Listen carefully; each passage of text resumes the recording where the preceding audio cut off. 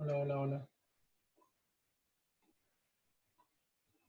Quería aprovechar la ocasión, no sé si pueden activar ustedes un poco los micrófonos, de preguntarles un poco, que me den un feedback de si es que le está sirviendo esta metodología de...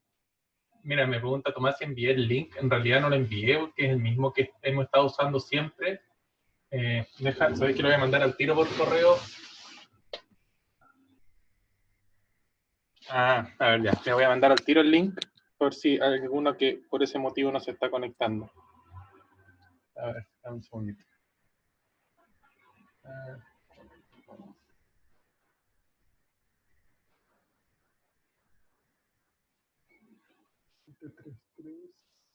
161.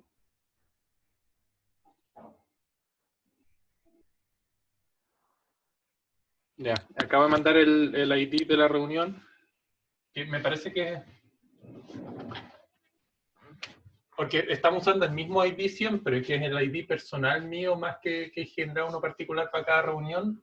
Entonces yo creí que se iban a conectar automático, pero de todos modos, ahí voy a esperar a ver si con ese email alguno más se conecta. Quería preguntarle... Ah, tiene justo online de construcción de hormigón armado.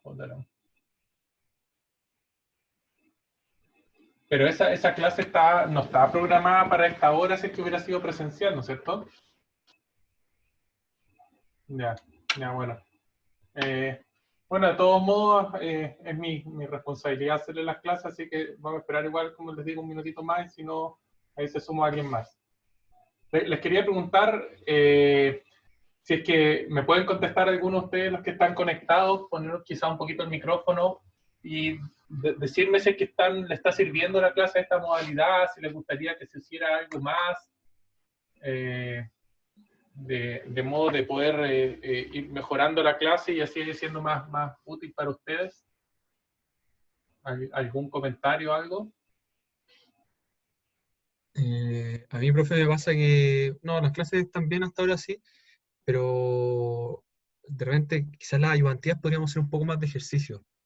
O no sé, es que está un poco difícil porque, claro, como el ayudante no puede escribir porque, obvio, está peludo, Ya, está un poco difícil el tema de las ayudantías.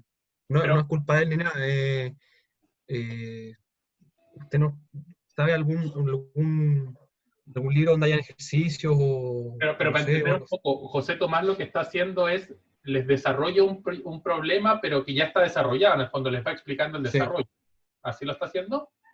sí, sí, pero es una explicación así, digamos, hablando, porque como no puede ir escribiendo, Ya, porque obvio, se pierde un poco de, no sé, de claridad a veces. ya. Mira, en general, si hay un problema de este curso, yo creo que si conversan con alumnos de los años anteriores, precisamente el tema de los ejercicios no es tan fácil porque en general no hay como tantos libros así que traten el diseño de acero enfocado en una norma en particular, ¿ya? Yo, si usted me preguntan qué recomendación, yo les voy a subir, no sé si lo hice ya, pero en el Dropbox les voy a tratar de subir los controles de los años anteriores. Y además, en el Dropbox, lo que sí les dejé, si ustedes se meten a la parte de las normas, ahí yo les dejé una guía de diseño, o sea, perdón, una guía de diseño, un manual de ejemplos del ISC, en la cual resuelven miles de diseños de distintos elementos en base al código que estamos enseñando, ¿ya? Entonces, si ustedes se meten al Dropbox, a las normas, a la carpeta normas, ahí se van a dar cuenta que hay uno que muestra puros ejemplos resueltos de problemas en base al ISC 360 del 2016, ¿ya? Entonces, esa Ya. podría ser una especie de referencia válida si quieren ir viendo más o menos cómo se resuelven problemas. Pero en general, claro, no hay como una fuente así muy grande de donde encontrar ejercicios resueltos, ¿ya? Así que desde Ya. ese punto de vista, claro, es un poco complejo el tema, ¿ya? Pero esa podría ser una referencia válida si alguno la quiere buscar. Oye, mira, ahora se conectaron, van 11 alumnos. Quería decir alguna cosa. Primero, que recibí la tarea de todos los alumnos del curso, ¿ya? Lamentablemente, en esta primera tirada yo estaba acostumbrado a recibirlas por email y hubo gente que la había subido al Canvas y todo, entonces Para esta segunda entrega, la idea es que todos vayan usando la plataforma Canvas para subir las tareas, ¿ya? Yo, como no sabía que existía esa modalidad, aparte que estaba cerrada para algunos, etcétera, pero para esta nueva tarea, la idea es que la puedan subir todos ahí, ¿ya? La nueva tarea ya está publicada, es para el otro miércoles. La tarea dice que es para el lunes 13, pero es para el miércoles 15. Y básicamente la idea es que sigan con este desarrollo de las planillas de diseño, ahora en vez que para el diseño en tracción, para el diseño en compresión. Ya esta aumenta un poquito el nivel de dificultad porque ya empiezan a aparecer los if y a evaluar distintas condiciones de estados límite, etcétera. Entonces, y aparte tienen que calcular las propiedades geométricas de la sección, etcétera. Entonces, en esta parte ya se hace un poquito más complejo. Yo les dejé ahí como un ejemplo del máter que hice yo en el fondo dentro del enunciado de la tarea para que ustedes más o menos se hagan una idea, ¿ya? Es importante que el usuario solamente ingresa para el perfil WT el alto. No, pero el chío está muy ordinario. Gente ordinaria. Se está escuchando todo el que habla ahí, pero da lo mismo. Oye, lo que les decía que para el tema de la tarea, el usuario solo tiene que ingresar el alto de la sección, el ancho del ala, de las alas en realidad, el espesor de las alas y el espesor del alma. La planilla tiene que ser capaz de calcular todas las propiedades geométricas que requieran, en este caso el área, la inercia, el radio de giro, el módulo elástico, etcétera. Todo lo que ustedes requieran para los cálculos por compresión, los tiene que calcular automático la planilla. Les pregunto porque el año pasado me pasó un alumno que puso como input del usuario todas las propiedades geométricas de la sección y esa no es la idea. El cálculo de las propiedades geométricas ya tiene puntaje asignado en el desarrollo de la tarea, ¿ok? Así que para que tengan en cuenta eso, les repito, la tarea es para el próximo miércoles, ya no para el próximo lunes como sale escrito en el enunciado de la tarea. Otra cosa, a petición de uno de ustedes, que en realidad yo creo que era el deseo del curso, pagué, se supone, la suscripción premium de Zoom, así que la clase no debiera terminar dentro de los 40 minutos, sino que podríamos hacerla todo el tramo que queramos. De todos modos, igual yo voy a hacer un break en una parte para que más o menos ustedes puedan descansar un rato y también para así al subir el video no se haga tan pesado tampoco el tema. Lo otro, la clase 3 me costó harto subírsela porque la había grabado en un notebook que me la habían prestado y lo devolví sin subir la clase, entonces me costó un mundo. Se supone que hoy día ya dejé subida toda la clase anterior entera para que la puedan acceder ahí en el canal de YouTube, que se las voy dejando para los que no pueden asistir a la clase o la quieren ver después, ¿ya? Eso sería como para... Les había preguntado al comienzo a los pocos que estaban conectados si tenían algún comentario, alguna recomendación que hacer respecto a la modalidad del curso para que se les haga más eficiente. No sé si algún comentario o algo, ¿no? Me había dicho uno de sus compañeros que lo que recomendaba era que si había alguna parte en que podían hacer más ejercicios así o encontrar ejemplos resueltos. Yo le digo que en el Dropbox, dentro de la carpeta normas, existe una guía de diseño, o sea, una guía de ejercicios resueltos, de problemas resueltos de la ISC, que esa puede ser una referencia válida si quieren estudiar, ¿ya? Ya, vamos a partir entonces con lo que es netamente la clase. Les voy a compartir la pantalla de lo que vendría siendo la presentación de esta clase. Ahí está, ya. Entonces esta clase trata también del diseño en compresión, es la segunda parte. La clase anterior también nos enfocamos en el diseño en compresión. En la clase anterior lo que yo más que nada me enfoqué era que ustedes entendieran la lógica asociada a los estados límites del diseño por compresión, ¿ya? Y en esta parte, en esta clase, nos vamos a enfocar más en la parte práctica, en el sentido de cómo el código trata cada uno de estos puntos. Entonces, este enfoque de esta clase es más que nada enfocarse en cómo entender las disposiciones normativas del capítulo E, que es la que trata del diseño en compresión. Como objetivo de estas dos clases, en resumen, es que ustedes sepan diseñar elementos en compresión de acero, obviamente, tanto para el método ASD como el LRFD. ¿Ya? Ese es mi principal objetivo, y obviamente, como ustedes son ingenieros y no técnicos en ingeniería estructural, la idea es que ustedes también entiendan cuáles son las hipótesis y las disposiciones que hay atrás de las fórmulas que ocupa el código de diseño. Por eso es que me gasto tanto tiempo en explicar eso. Entonces, si se acuerdan de los modos de falla, vimos que teóricamente, al igual que en tracción, un elemento, cuando está sometido a compresión, podría tener este estado límite de fluencia de su área bruta, es decir, podría llegar a resistir Fi por A sub G, ¿ya? Pero lo que hace complejo el diseño en compresión es que existe este fenómeno que vimos que se llama pandeo, ya que es un fenómeno de inestabilidad de la sección. Y ese fenómeno de pandeo vimos que puede ser o un pandeo por flexión, un pandeo torsional, es decir, que yo cuando lo comprimo, acuérdense que esto es solo compresión del elemento, yo lo comprimo y producto de esa compresión se torsiona. ¿Se acuerdan que yo les mostré un video que mostraban como un ángulo, el caballero lo hacía torsionar solamente con una fuerza de compresión? También puede ser flexotorsional, que no es ni más ni menos que la combinación de los dos estados límite anteriores, y puede también haber un fenómeno que se llama pandeo local, que es lo que me quedó pendiente en la clase pasada y que vamos a ver en esta clase, ¿ya? Es decir, si en teoría ustedes están diseñando un elemento en compresión, estos serían los 4 estados límites, o en realidad los 5 si ustedes quieren con este acá, que ustedes debieran evaluar, ¿ok? Y vamos a ir viendo cómo se calcula cada uno de ellos.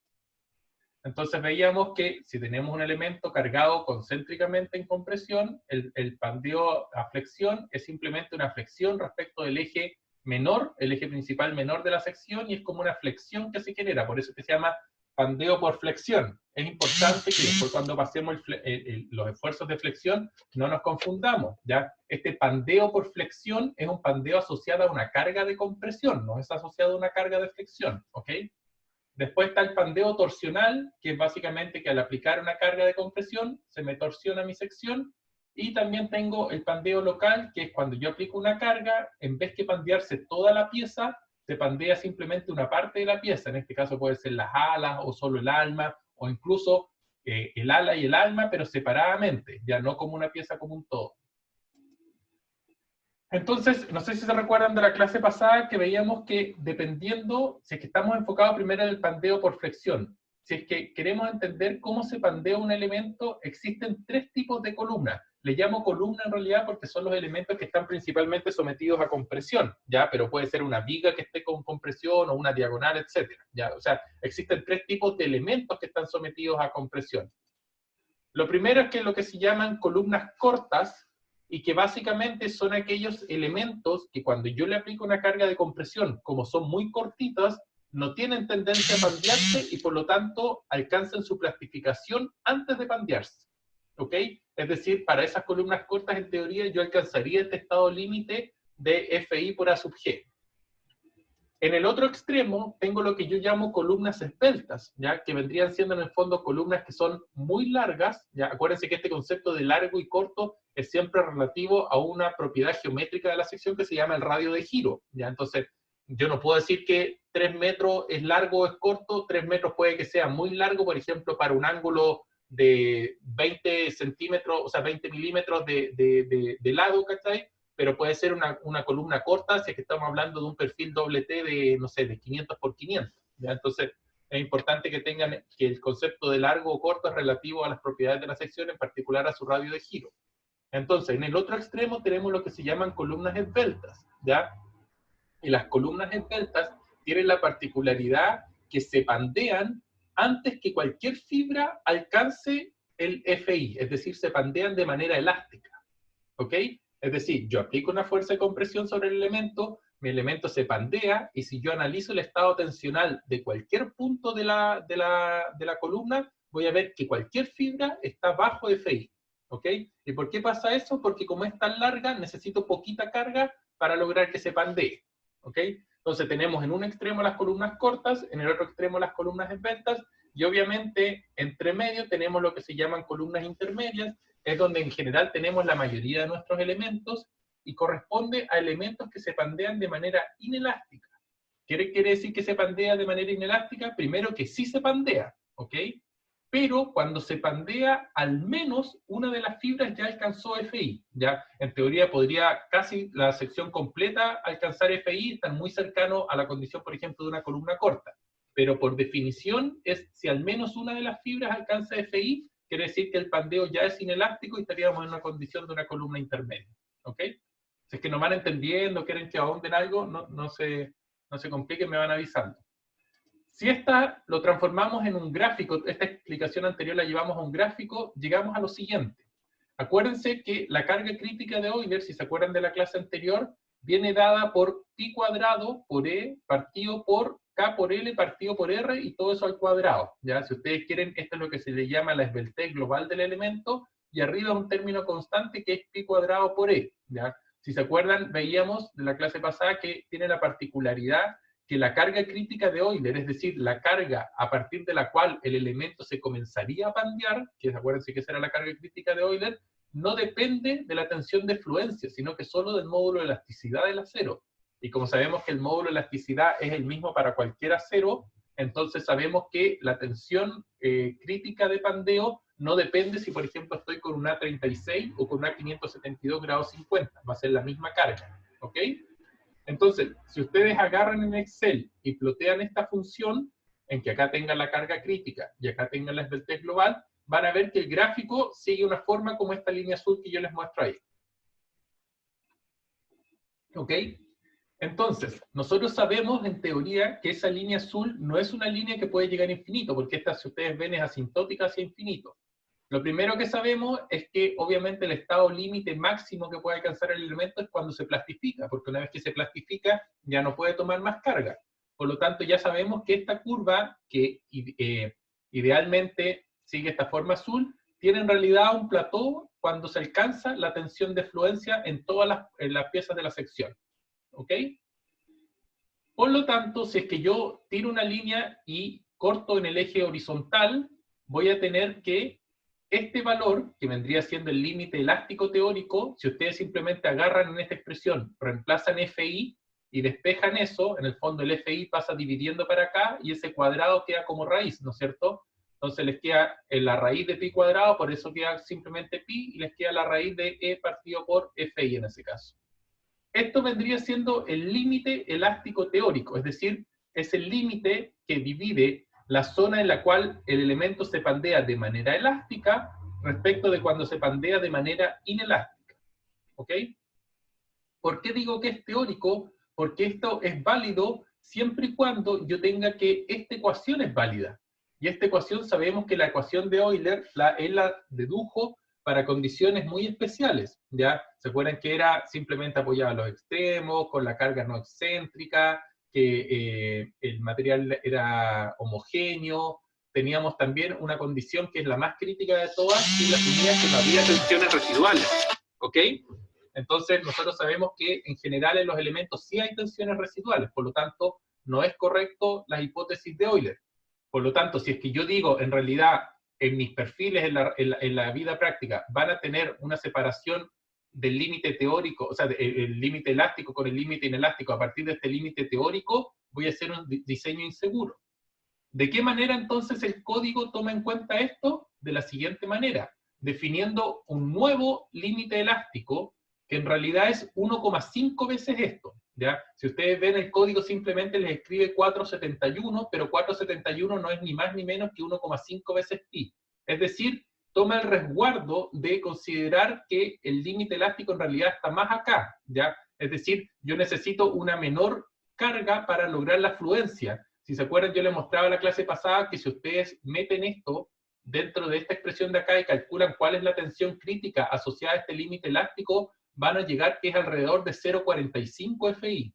Es decir, dicho de otra manera, el código está asumiendo que el elemento se comienza a pandear de manera inelástica no cuando una fibra alcanza FI, sino que cuando alcanza 0,45 FI.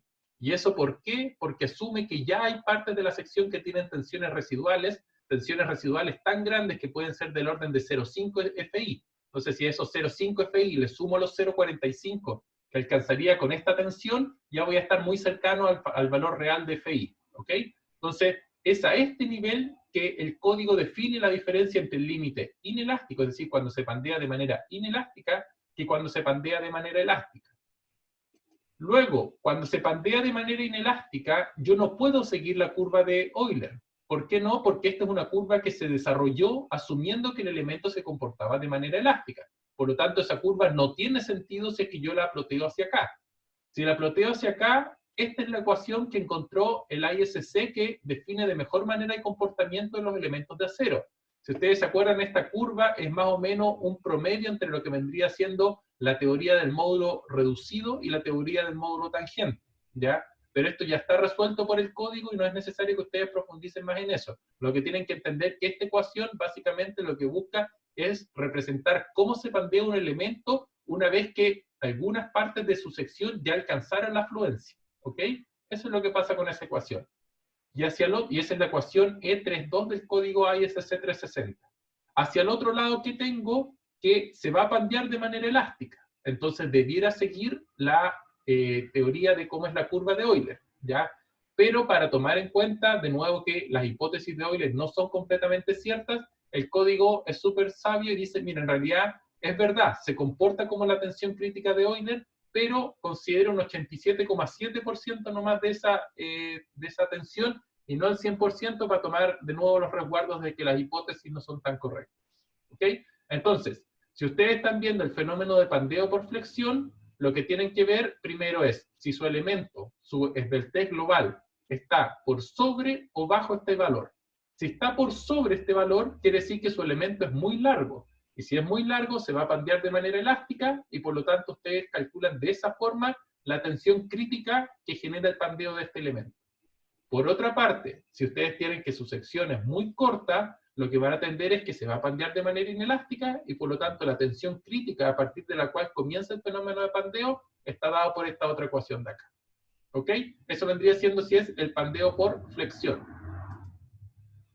Después vamos al pandeo torsional, o si ustedes quieren directamente al pandeo flexo-torsional, que no es ni más ni menos que la combinación de un pandeo a flexión con lo que es un pandeo a torsión, que es la tendencia de los elementos a torcerse una vez que se aplica una carga de compresión.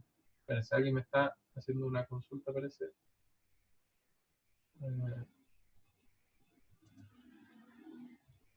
Parece que... No sé por qué no puedo ver la consulta.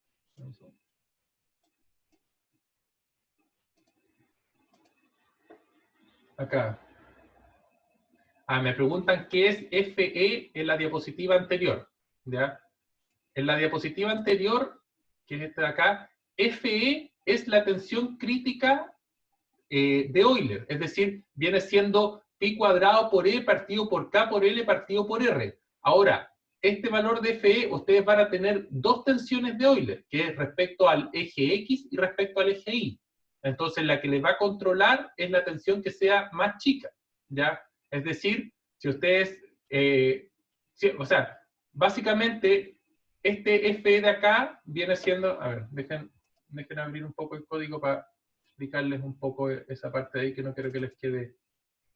Denme un segundo que estoy abriendo el código y se los voy a mostrar.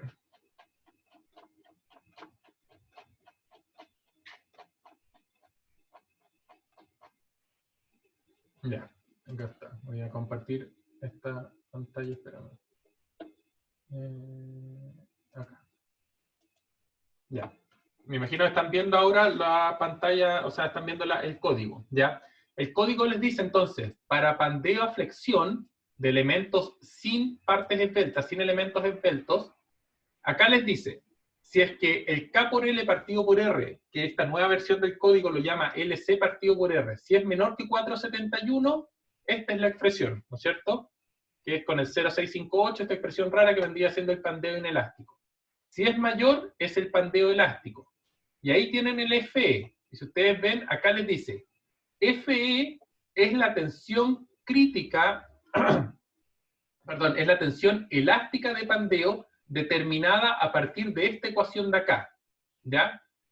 Esta ecuación de acá es simplemente la carga crítica de Euler. ¿Ya? Es decir, es la carga a partir del cual el elemento se comienza a pandear de manera elástica. ¿Ya? Y si ustedes ven, está el pi cuadrado por E y abajo está el LC partido por R. Entonces, el R es el radio de giro de la sección. Y ustedes van a tener dos radios de giro, que es respecto al eje mayor y al eje menor, ¿ya?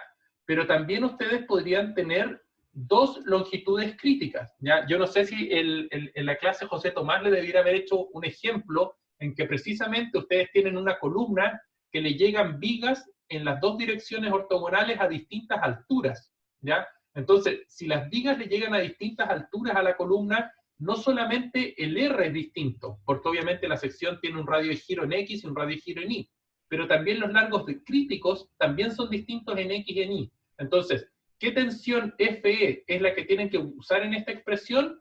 Es la menor tensión FE respecto al eje X y respecto al eje Y, o respecto al eje mayor y respecto al eje menor. ¿Ok? Esa es la expresión del FI que tienen que considerar. Voy a volver a la transparencia. Espero haber aclarado la duda. Entonces, si volvemos entonces, eso es el resumen de pandeo por flexión. Ya establecer el límite, ver si están arriba o abajo el límite, y ven si ocupan esta ecuación, ocupan esta ecuación.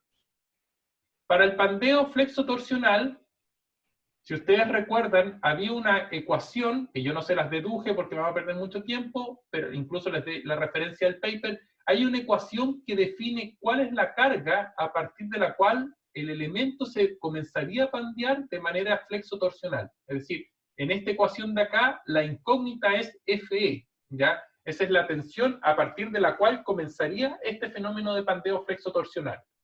Y obviamente depende de otras constantes, que son el FEX, FEI y FEZ, ¿ya?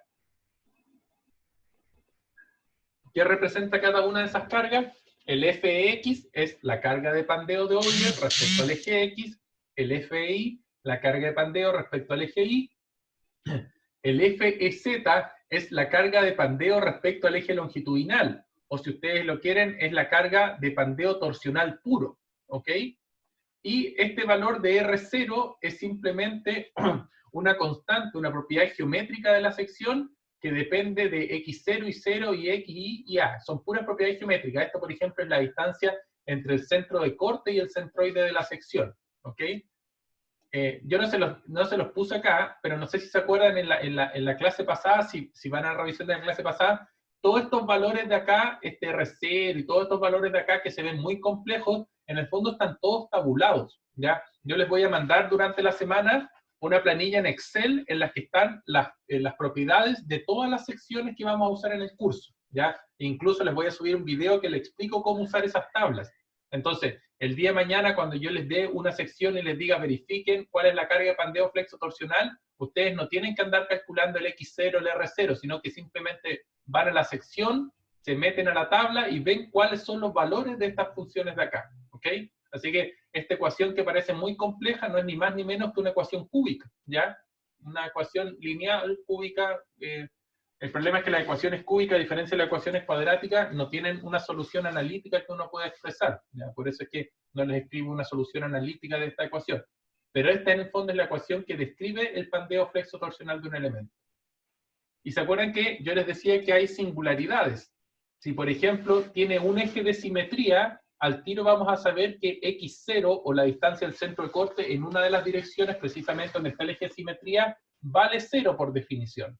Por lo tanto, esta ecuación que es cúbica, si yo borro uno de estos valores, me va a quedar una ecuación cuadrática. Y las ecuaciones cuadráticas tienen solución analítica, y esta vendría siendo la solución analítica de la ecuación cuadrática anterior, ¿ya? O sea, de la ecuación cúbica anterior, con la simplicidad de que X0, por ejemplo, sea igual a 0. Y si tiene doble simetría, es decir, X0 e Y0 sea igual a 0, la solución es un pandeo torsional puro, ¿ya? Es decir, no un pandeo flexo-torsional, sino que en el que FE va a ser simplemente igual a FZ, y que va a estar dado por estas ecuaciones, que son la misma ecuación escrita de una manera distinta, ¿ya? Pero es análogo. Ustedes pueden escribirlo en función de las inercias o en función del área y de esta radio de giro torsional, ¿ok? Es cosa de ustedes cómo la deciden expresar. Estas dos son exactamente iguales, ¿ya? Y todas las propiedades que están en esta expresión, salvo obviamente la longitud de pandeo respecto al eje Z, todas las demás propiedades están tabuladas y es solamente reemplazar la fórmula. Pero ¿qué quiero que entiendan? Que si ustedes, por ejemplo, tienen una sección con doble simetría, como por ejemplo, ¿cuál sección de doble simetría? La más típica, una sección doble T podría tener, bueno, miento, una sección doble T puede tener doble simetría o puede tener simetría simple, ¿ya? Porque, por ejemplo, si el ala superior es más grande que el ala inferior o viceversa, va a tener simetría simple, ¿ya? En cambio, si las dos alas son iguales, va a tener simetría doble. Entonces, cuando ustedes estén analizando su tarea y están analizando el pandeo flexo-torsional del perfil doble T, tienen que hacer un if en que si tiene simetría simple, tienen que usar esta ecuación de acá, y en el otro if, si tiene simetría doble, tienen que usar esta ecuación de acá.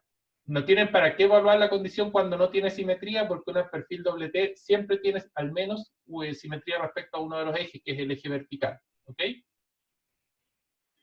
Eso fue lo que alcanzamos a ver hasta la clase pasada, que es lo que les traté de resumir ahora y que espero que hayan ahora sí entendido si es que la clase pasada no les quedó claro. Ahora vamos a ver el pandeo local, ¿ya? Y el pandeo local es cuando alguna de las partes de la sección, porque es muy delgada, se pandea localmente, es decir, sufre un fenómeno de inestabilidad sin que la pieza experimente ninguno de los otros fenómenos de pandeo, ¿ya? Este, por ejemplo, un modelo de elementos finitos de una pieza en que mostraría cómo sería este fenómeno de pandeo local. Entonces, si este elemento estaba sometido solo a compresión, ustedes ven que solo esa parte del ala se está pandeando y no toda la pieza se está pandeando ni a flexión ni torsionalmente, ¿ya? Y esta es una imagen práctica en que muestra lo mismo. Acá les quiero mostrar un video que muestra cómo efectivamente se genera este fenómeno de pandeo. Espera, tengo que compartir esta... Dame un segundo.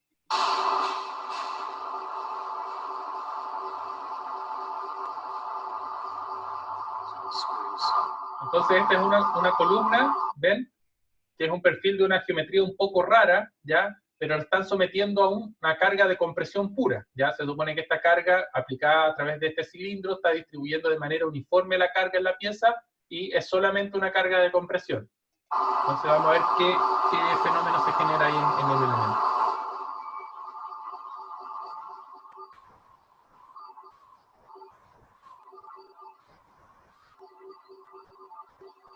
No sé si se dan cuenta, pero se va pandeando, se dan cuenta que se va flectando solamente el ala de la pieza, esta parte del ala, y no la pieza como un todo, ¿se dan cuenta? Y este caso igual, ¿se dan cuenta que se están yendo como hacia adentro, se están juntando estas alas? No sé si alcanzan a ver el fenómeno, es decir, acá está pandeándose solamente el ala del elemento sin que la pieza, por ejemplo, se esté afectando como un todo. ¿Ya? Entonces, si volvemos. Entonces, en el ejemplo anterior, como ustedes veían, en ese caso, lo que estaba ocurriendo es más o menos un fenómeno parecido a este, es decir, yo le aplicaba una carga y solamente las alas, ambas alas, se tendían como a juntar hacia adentro, y eso es porque, recuerden que cada porción de la pieza también puede ser vista como una columna, ¿ya? Entonces, si ustedes ven que esto es una columna, lo que van a tener es que debido a la carga de compresión, esta parte también se tiende a pandear, ¿ya? Y por lo tanto, como se pandea de esa forma, como es tan delgada, se tiende a pandear de esa forma antes que la sección experimente un fenómeno de pandeo global. ¿Ok? Eso quiere decir un pandeo local, quiere decir cuando este fenómeno ocurre en una parte de la pieza sin que haya ocurrido el fenómeno en la pieza total. Ahora, ¿de qué manera se ocurre o no ocurre este fenómeno de pandeo local? El código lo hace a través de una verificación en particular. Para eso es necesario analizar cada parte de la sección, ¿ya? En el caso, por ejemplo, de una sección doble T, habría que analizar las alas, el ala superior, el ala inferior y el alma. Y habría que ver si alguna de sus partes califica como esbelta o no. Para ver si algo califica como esbelta o no, el código tiene una tabla, que es la tabla B41A, en la cual les dice calcule el lambda de la sección o la esbeltez local de la sección, ya vamos a ver cómo se calcula, y compárela respecto a un valor límite. Si la esbeltez local de su sección es menor que este valor límite, quiere decir que esa parte no es esbelta y por lo tanto no está sometida a pandeo local.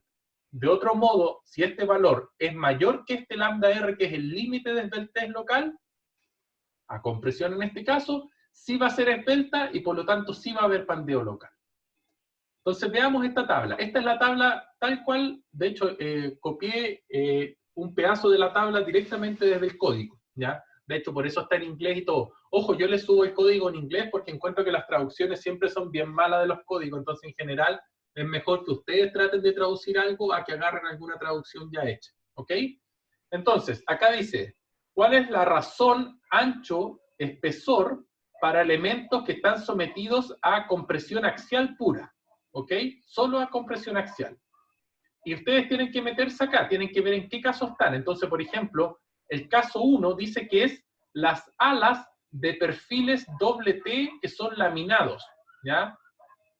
Las E-shape son los perfiles doble T, ya ese es el nombre que reciben en inglés, también se le llaman W-shape en algunos casos.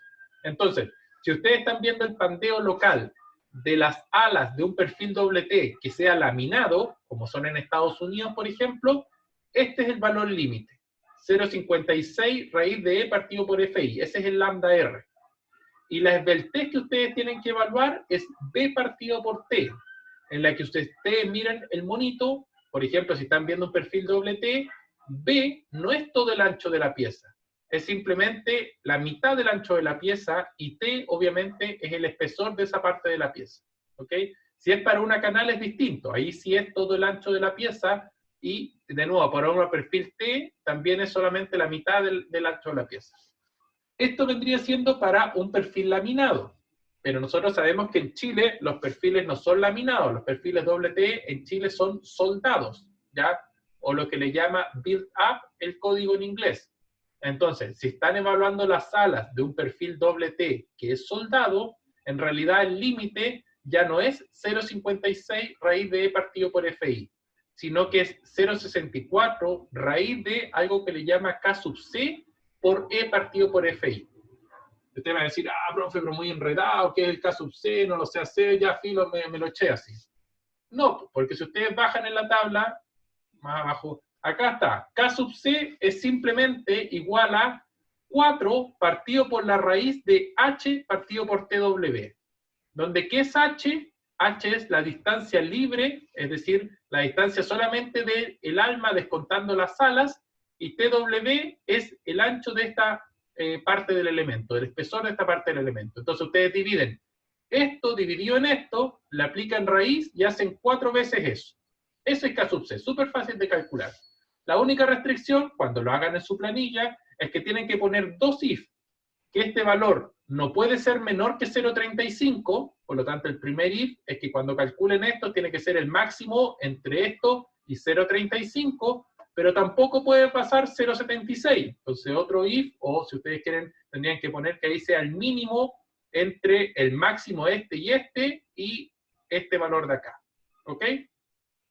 Entonces, evaluemos esto, por ejemplo, para un perfil. Supongamos que queremos evaluar si un perfil H 600 por 350 por 123,6 de acero A36 cumple o no los límites de esbeltez local, es decir, si es que está o no sometido a pandeo local.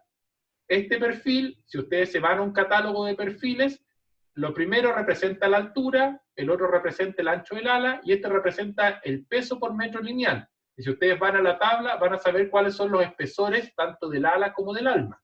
En particular, para este perfil de acá, el ancho del ala son 350, el alto es 600, y estos 123,6 se traduce en un espesor de ala de 16 milímetros y un espesor de alma de 8 milímetros.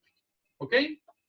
Entonces, lo primero que voy a hacer, voy a evaluar si es que las alas de este perfil están o no sometidas a pandeo local. Para eso tengo que calcular este B partido por T, ¿ok?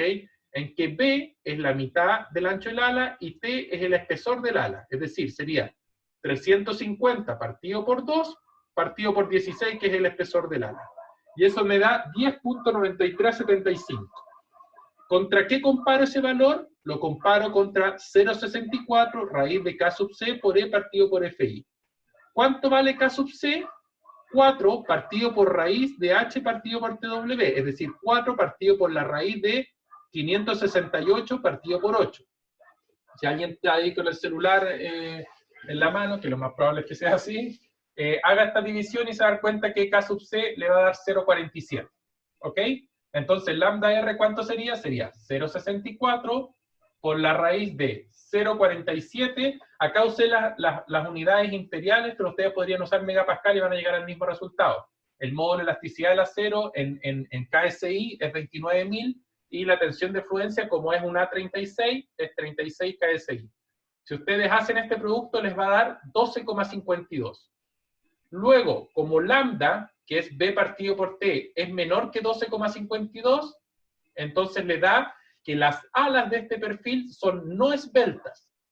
O, si ustedes lo quieren, no están sujetas a pandeo local. Espérate, ¿alguien hizo una pregunta? Dame un segundo. Acá. Dice, profe, el B partido por T, ¿en dónde se usaba?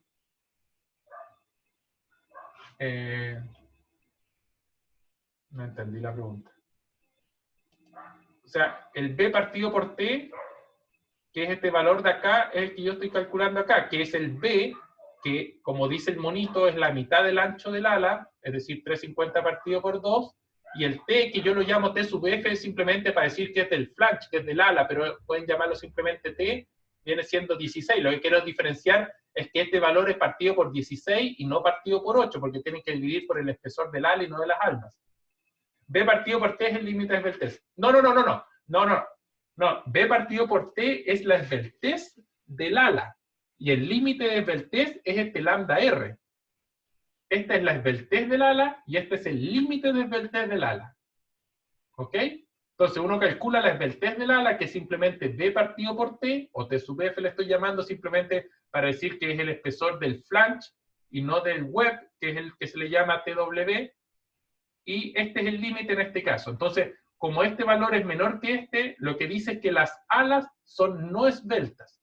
Ojo que cuando estamos hablando en compresión, el código llama esbelta o no esbelta. Cuando estemos después viendo en flexión es distinto. En flexión llama compacta, no compacta o esbelta. ¿Ok? Pero cuando es en compresión es o esbelta o no esbelta. ¿Ok? No existe compacta en compresión. El término correcto es no esbelta o non-slender, si es que lo están viendo en inglés. ¿Ok? Entonces, esta sería la evaluación para las alas. Pero hay que hacer la misma evaluación para las almas. Ahora, si ustedes ven el caso 1, 2, habla solamente de las alas, de los flanges. ¿Ya? Por lo tanto, si ustedes bajan ahora y llegan hasta el caso 5, que es la continuación de esta tabla, se van a dar cuenta que acá dice que son las almas, que son las webs, de los perfiles doblemente simétricos que ya sean o laminados o soldados. ¿Ya? Entonces, en el caso del alma, da lo mismo si es laminado o es soldado. El límite es el mismo. ¿Ya? Y la razón del B-test que tienen que hacer ahora, en vez de ser B partido por T, es H partido por TW. Es decir, H viene siendo esta altura libre de ahí y el TW es esa parte de ahí. Entonces, si para el mismo perfil ahora evaluamos el alma, el H va a ser los 600, que es el alto de la pieza, menos 2 veces el espesor del ala, que son 16, porque tienen que contarle la de abajo y la de arriba. Es decir, el H vale 568. Por lo tanto, la esbeltez del alma vendría siendo H partido por TW, es decir, 568 partido por 8, y eso les va a dar 71. El límite en este caso, el lambda R, a diferencia del otro que era 0,64, en este caso es 1,49 raíz de partido por FI. Y si ustedes evalúan eso, les va a dar 42,29.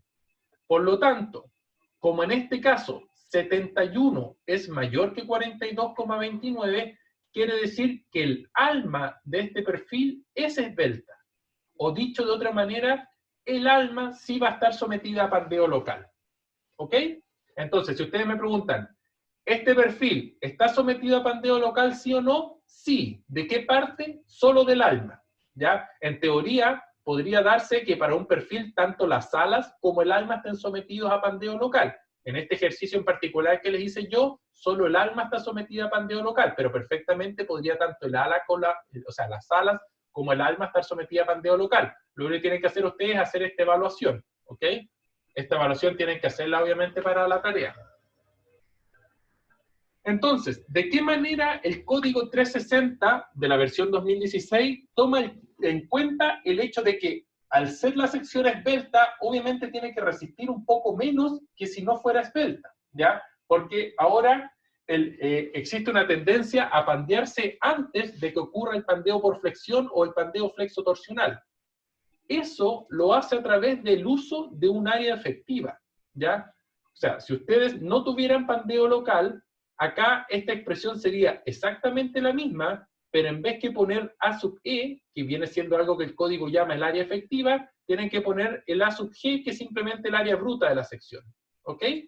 Entonces, en este caso, el A sub E es el área efectiva, y ojo, que la tensión crítica tienen que usar la mínima de la tensión crítica que ustedes obtendrían del pandeo por flexión o el pandeo flexotorsional. Es decir, ustedes resuelven esta sección igual que si no tuviera un pandeo local, ya calculando el pandeo por flexión, el pandeo flexotorsional, van a encontrar 3 FCR, que sería asociado a X, a Y, para el pandeo por flexión, y el de pandeo flexotorsional. El menor de esos 3 valores es el que tienen que usar acá. Y eso lo tienen que multiplicar por el área efectiva, que el código lo define en la sección E71 y E72. Esta es la sección E71. ¿Ya? Entonces, ¿qué les dice? Les dice elementos con, miembros que tengan partes esbeltas, excluyendo los perfiles que son cajones. Eso los vamos a ver después, ¿ya? Entonces, ¿qué les dice? Le dice, mire, lo que tiene que hacer en este caso es que para cada parte de la sección usted tiene que encontrar cuál es el ancho efectivo. Entonces le dice, mire, tiene que evaluar entre esta condición y esta condición. Si usted tiene que su esbeltez, ya sea el B partido por T o el H partido por TW, dependiendo si están viendo las alas o el alma, es menor que esta razón de acá, entonces no tiene que reducir su sección. En cambio, si la esbeltez es mayor que este valor de acá, sí tiene que reducir su sección usando esta expresión de acá. Es decir, multiplico el ancho real del elemento o el alto real del elemento por este producto de acá, en que C1 es una constante, ¿ya? Esta constante sale en la tabla E71 y tiene 3 valores, ¿ya? Y es importante entender estos 3 valores. Dice, partamos por el segundo, que es el más fácil. Dice que son las paredes de los perfiles cajones que sean cuadrados o rectangulares. Es decir, si ustedes tienen un perfil cajón, el valor de C1 que tienen que usar es 0,20. ¿Ok? Ahora, si es que ustedes tienen elementos atiesados, que no son, obviamente, los que están contemplados en el caso B, que son las paredes de los perfiles cajón que son rectangulares o cuadrados, cualquier otro elemento que esté atiesado, el valor es 0,18. Y si no están en ninguna de estas dos categorías, el valor es 0,22. ¿Ok? ¿Qué quiere decir que un perfil sea atiesado o no? Quiero acá entender un poco cómo lo plantea el código. Por ejemplo, si ustedes están viendo un perfil doble-T, para el código, las alas estarían no atiesadas. Por lo tanto, para las alas, para esta y para esta, el valor que tendrían que usar acá debería ser 0,22, porque no está atiesada. En cambio, para el alma sí asume que está atiesada, porque si el alma quiere girar, tiene la oposición del ala superior y del ala inferior. En cambio, si es que las alas quieren girar, en general, el alma no les ejerce mucha oposición, ¿ya? Eso quiere decir el concepto de si está atiesada o no cada parte. Para una sección doble T, el alma está atiesada y las alas no están atiesadas. ¿Ok? Por ejemplo, para un perfil C, que es este perfil de al lado, el alma sí está atiesada, las alas no están atiesadas. Es decir, cuando ustedes estén usando esta expresión de acá, el valor de C1 que tienen que usar, esta es la típica error de prueba, se lo estoy diciendo para que le pongan atención. Cuando están usando esta expresión de acá, si es que están usando esta expresión para reducir el ancho de las alas, C1 vale 0,22. Si están evaluando esta expresión para el alma, C1 vale 0,18. Porque el alma se considera como un elemento atiesado, mientras que las alas se consideran como elementos no atiesados. ¿Ok? Entonces, para que entiendan un poco lo que les he dicho acá, voy a tratar de explicarlo de manera con un ejemplo. Volvamos a la misma sección que calculamos recién, que era la H600 por 350 por 123,6. Si ustedes van al catálogo, van a ver que este elemento tiene un área gruesa, un área bruta, un área que ustedes calculan geométricamente, de 15.744 milímetros cuadrados. Este es el área de esta sección, ¿ok? Estas eran las propiedades de la pieza, acuérdense que las calculamos previamente. Supongamos, si ustedes ven, cuánto se reduce el alto o el espesor de la parte del elemento, depende de FCR, ¿ya? Que FCR es la tensión mínima que hace que se pandee el elemento, que obviamente depende del largo del elemento. Supongamos para asuntos prácticos que ese FCR vale 160 megapascales, por poner un valor cualquiera, ¿ya? Ese FCR obviamente ustedes lo tienen que calcular, ¿ya? Entonces, vimos que la esbeltez, vimos que solamente la parte que era esbelta, perdón, era el alma. Las alas eran no esbeltas, por lo tanto las alas no están sometidas a pandeo local. Solamente el alma podría estar sometida a pandeo local. Si se acuerdan, el lambda era el H partido por TW, es decir, son los 568 partido por 8, y eso les da 71. Entonces, acá les dice, mire, compare ese 71 contra este valor de acá, que es lambda R por raíz de FI partido por FCR.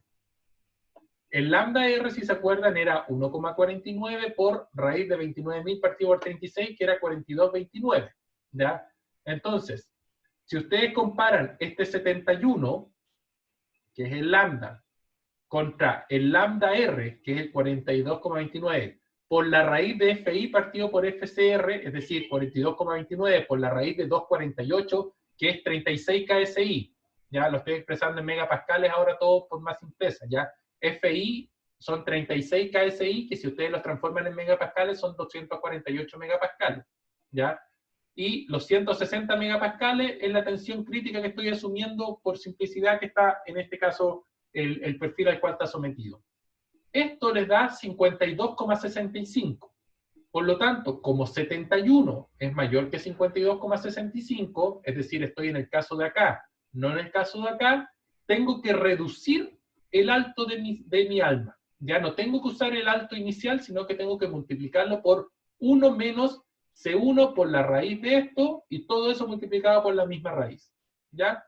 Es decir, tengo que hacer que el alto efectivo ahora, en vez que ser los 568, que sería si es que no fuera esbelta esta parte, la tengo que multiplicar por 1 menos C1. El C1 que uso, como estoy en el alma, y el alma está pesada, uso 0,18, es 0,18 por la raíz de 248 por 160, y todo eso multiplicado por la misma raíz. Si ustedes hacen ese producto, en realidad los 568 se les transforman en 548.68.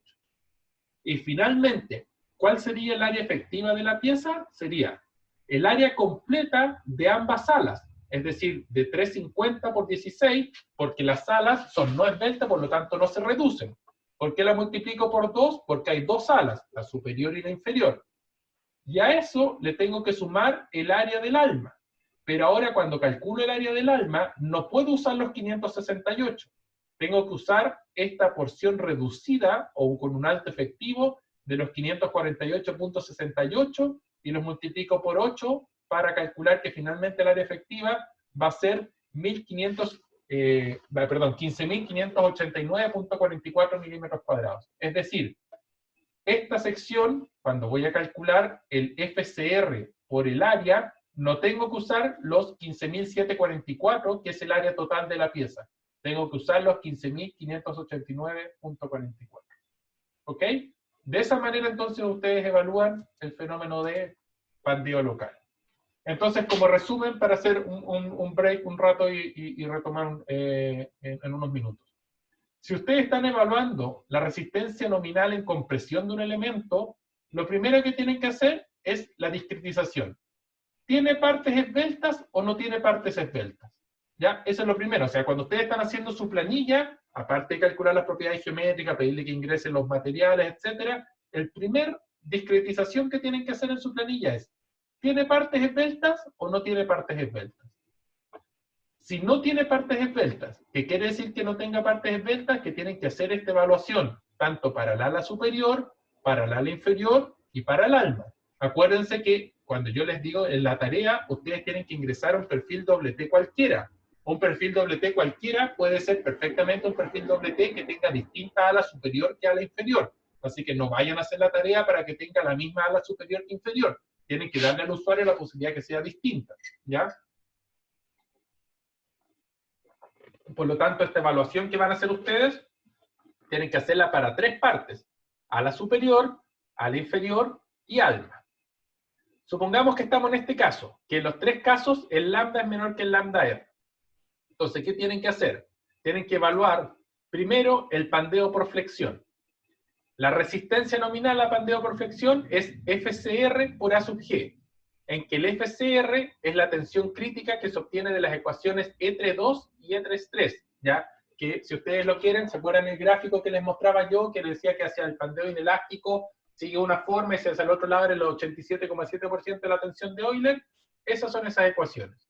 Y el FE es la ecuación E34, que es simplemente la tensión de Euler. ¿Ok?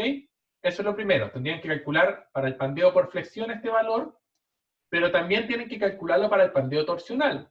Para el pandeo torsional o flexo-torsional es exactamente la misma expresión, ¿ya? En ambos casos tienen que usar el área bruta. La diferencia, en ambos casos el FCR se calcula con las mismas ecuaciones, E32 y E33. La diferencia es que en este caso el FE venía dado por pi cuadrado por E partido por K por R partido por R al cuadrado, mientras que en este caso el FE lo tienen que calcular de esa ecuación grande. ¿Se acuerdan de esa ecuación grande, que era una ecuación cúbica? De ahí tienen que calcular el FE. En este caso no es así. Esa es la primera discretización.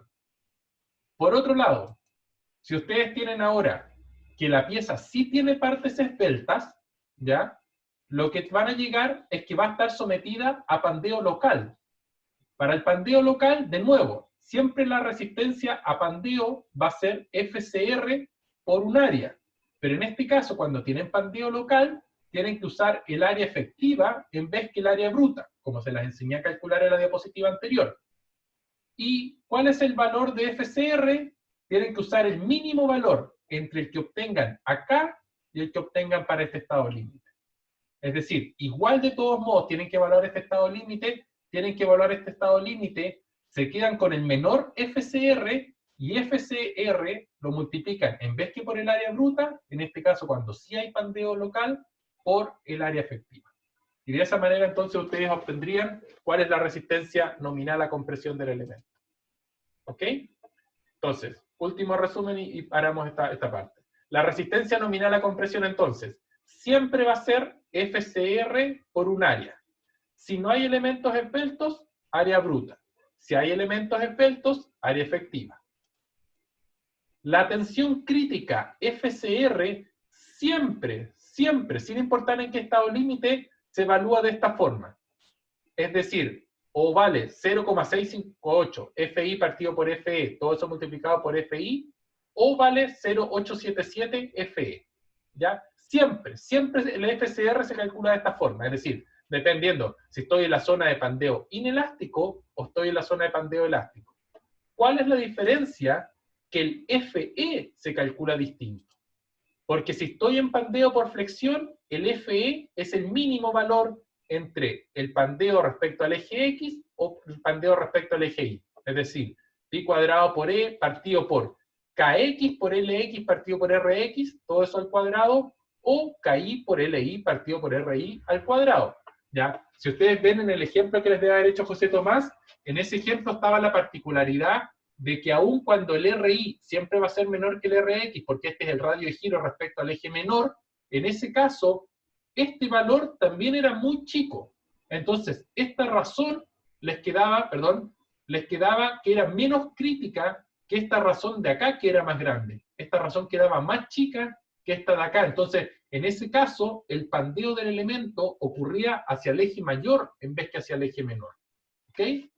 Pero si están viendo el pandeo por flexión, tienen que usar en estas expresiones de acá, el valor de FE que van a meter acá o acá va a ser el mínimo entre estos dos valores.